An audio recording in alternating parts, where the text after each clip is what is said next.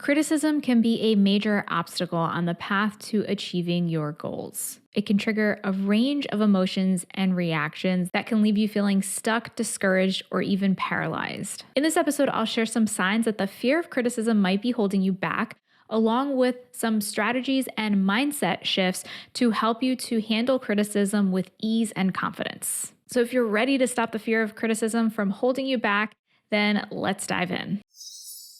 This is episode number 148, How to Handle Criticism and Stop the Fear of It from Holding You Back. Welcome to Calmly Coping. My name is Tati Garcia, and I'm a licensed therapist and coach who specializes in helping high achievers feel more calm, balanced, and confident from within. Thank you so much for tuning in. So, what inspired this episode is my recent experience that I've had with handling criticism. I've had, as being somebody who puts themselves out there on the internet, I have received criticism. Fortunately, I have not received much criticism, which I am very grateful for.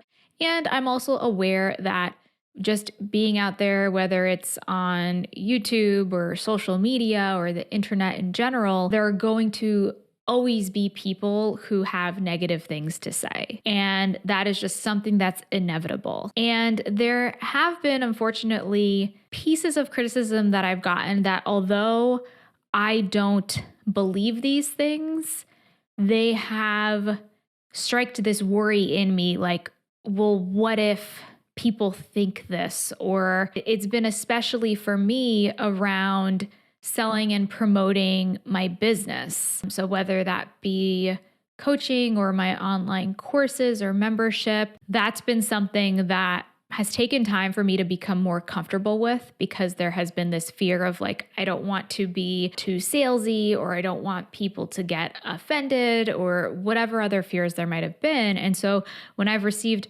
criticism that kind of touches on that fear that I already had, it can bring up some more fear within me and self-doubt. And so I think that's what can happen a lot of times when we experience criticism. It can be especially challenging and painful when the criticism touches on things that you already feel sensitive or doubtful about. So maybe it is your appearance and somebody makes a criticism about that. And so since you're already sensitive about, I have this acne on my face or whatever other insecurity you might have, when somebody criticizes that, then it can be even more triggering emotionally and even more painful and challenging to handle. So that's one thing to keep in mind, kind of in the back of your mind, if you are grappling with criticism that you've received, or if there's any moments where you are criticized in the future, to recognize that it's going to be even more challenging when it's something you're already struggling with internally. So if some criticism triggers you strongly, that can be an opportunity to look within and to question, okay, what's going on here? What is this bringing up within me? And is this so challenging for me because this is an insecurity or a fear or a doubt that I've already been grappling with? And so this is just kind of giving me this criticism is maybe confirming this fear that I already had, even though the criticism itself may not necessarily be true. So that's one thing that's important to be aware of as kind of a foundational thing when it comes to receiving any sort of criticism or feedback, or really anything that somebody else says that might be touching on a pain point or touching on something that is already a sensitive thing for you. And the thing with criticism, and what I mentioned in the title of this episode in the introduction, is that, there can be times when criticism can hold you back because of criticism you've already received, or maybe the fear of getting criticism in the future. It can put you in this place where either you are so fearful of, well, what if people judge or criticize me that maybe I just shouldn't do the thing or shouldn't put myself out there at all, or it can make it so that you end up moving forward and doing the thing, but it is with so much internal turmoil because there's all of this overthinking and self-doubt going on under the surface, and it becomes really overwhelming and challenging to put yourself out there again in the future because there's this association with, okay, when I do this, it feels so terrible. And there's all of these negative thoughts that come up and self-doubt. And so I'm going to try to avoid doing anything that brings up those types of thoughts and feelings in the future. And so that can be another way it can hold you back. And in addition to self-doubt, fear of criticism can result in imposter syndrome, or that feeling that, oh, I'm not qualified for what I'm doing and everybody's going to find out, even though you probably are. So that imposter syndrome can feel very real and can feel very paralyzing as well. I have a whole podcast episode on imposter syndrome. I will leave a link to that in the show notes. And if you're watching on YouTube, I'll also place a link to it in the corner. It can also result in perfectionism. So feeling as though you need to do everything perfectly, otherwise you're going to receive criticism or judgment from others. And also the fear of failure. So it can make that fear of failure seem much more real and much scarier, because it can feel as though I'm not just failing, but I'm failing in front of other people, because other people might be seeing this, depending on like what the situation is, whether it's you're giving a presentation, you're recording a YouTube video or a class or whatever it might be. So here are some ways that the fear of criticism can show up in your behaviors. Maybe it's overanalyzing things and spending an inordinate amount of time reviewing things, overthinking things. So whether you're like reviewing an email that you're going to send because you're concerned about, what if I say something incorrectly and I receive some form of criticism? So anytime that you are over preparing, over analyzing, this can be a consequence of fearing criticism or judgment from others. Another sign can be playing it small and holding yourself back from going towards things that might put you out of your comfort zone. So maybe that is if you have to like network with other people or do things that maybe are a little bit outside of your norm, and you're holding yourself back from doing that by staying small and staying in your own little bubble, because the possibility of going out and communicating, interacting with others, demonstrating your qualifications to others, or anything else feels scary because you're afraid, what if I get criticized, or what if I get judged? Another way that the fear of criticism can show up is maybe an avoidance of seeking out feedback because you're afraid of what you might hear. And so maybe you try and keep things to yourself or avoid sharing things with others because you'd rather just keep it to yourself to avoid any possibility for criticism or negative feedback. Or on the other hand, it could show up as seeking constant reassurance from others. And so making sure, like, checking with others, oh, do you think this is okay? Can you give me your feedback on this? And so having that constant feedback loop of feeling as though you need to constantly seek reassurance for every little step or every little thing along the way.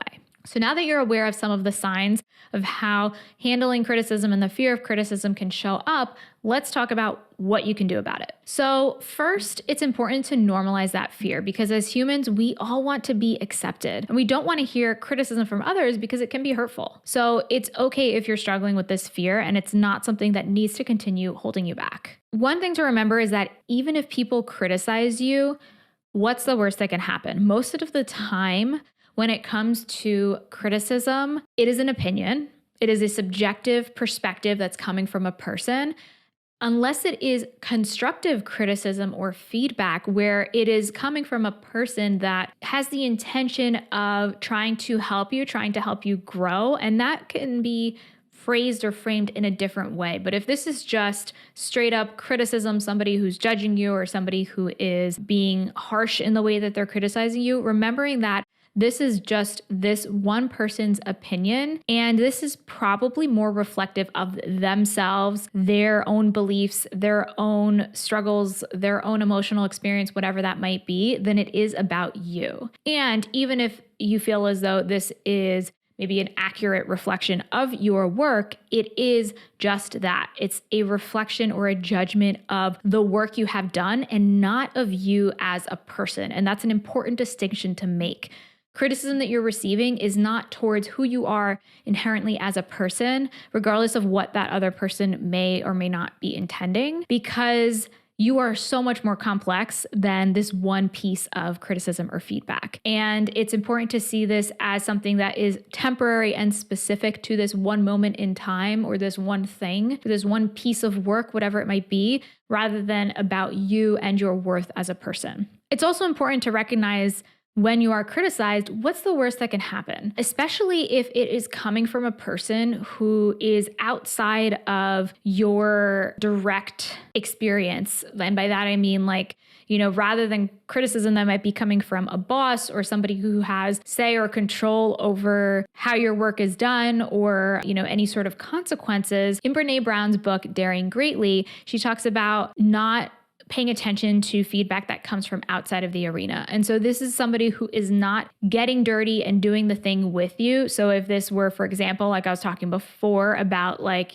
somebody who's making a YouTube comment or somebody who's sending an email or something where they're not actually doing the thing that I am doing and have experience with that, then most of the time, their criticism, their feedback is not going to matter because they're not actually putting themselves in a place of vulnerability and getting outside of their comfort zone. So that type of criticism, I think, should just be immediately discounted because, everybody's going to have their own personal opinions. But if somebody is not putting themselves in that place of being vulnerable and going out of their comfort zone and doing the scary thing, then their opinion just doesn't matter. And so that's important to keep in mind as well. Another thing you can do to handle criticism is to get the support of somebody who is a supportive person in your life, somebody who is familiar with your strengths, somebody who knows you, and somebody who can help to lift you up during those moments of self-doubt.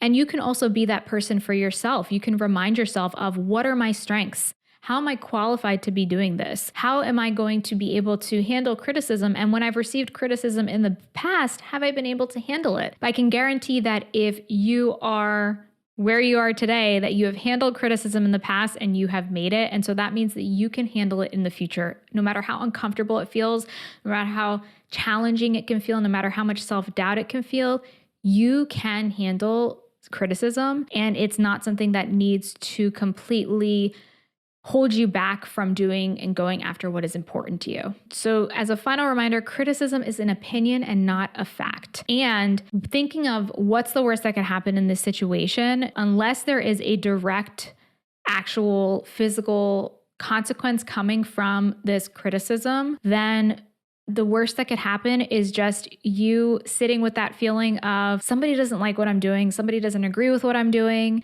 and that's just a feeling, and you can handle that feeling as tough as it is. I know I have totally been there, and I know it feels so uncomfortable, and it can be so challenging, especially when you want other people to like you, when you can maybe tend to be a people pleaser and you want to make people happy. But at the end of the day, you cannot make everybody happy. Not everybody's going to agree with you, and that's okay. And if you are somebody who's high achieving and you're in this place of struggling with criticism, maybe you're overthinking things, feeling anxious, then I have a training that will be perfect for you. It is my training on how to overcome high functioning anxiety in 90 days. And high functioning anxiety is when you are high achieving on the outside and you're struggling with anxiety, overthinking, and overwhelm on the inside. So to learn more about this training and to sign up for free, you can go to calmlycoping.com/workshop, and you can click on the link in the description or the show notes, depending on where you are tuning into this episode. As a quick summary of the tips that I shared in this episode, I shared the signs that fear of criticism may be holding you back. So that would be overanalyzing and spending tons of time reviewing things, playing it small and holding yourself back rather than putting yourself out there, avoiding seeking out feedback or seeking constant reassurance. And I shared some tangible tips to help you cope with criticism, such as normalizing the fear that it's okay to struggle with fearing criticism because we all want to be accepted, reminding yourself that even if people criticize you, you can handle it and you can cope with it. And it's more reflective of somebody else's beliefs and opinions than it is of you. And if it's constructive criticism, how can you take that into consideration, but not see it as a reflection of who you are as a person? And remember that it's okay to feel this way and you can handle it and you can get past it. And if you're looking for more support, you can get support from somebody who is a supportive person in your life. You can reach out in our supportive community for high achievers with high functioning anxiety, Calmly Coping. You You can go to calmmecoping.com/group to join and learn more about that community there. And, if you're open to it, I'd love to hear your thoughts on this question in the community. What is one step you can take today to start shifting your mindset around criticism and taking action despite the fear of it? So again, go to calmmecoping.com/group to join the conversation. If you're interested in diving deeper and getting more support and community for high functioning anxiety, you can also learn more about the Calm and Ambitious community. This is my exclusive membership for high achievers with high functioning anxiety.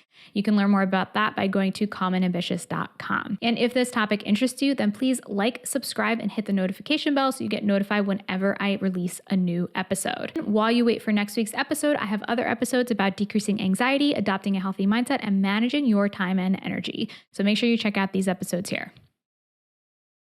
Thank you so much for tuning in today, and until next time, be calm.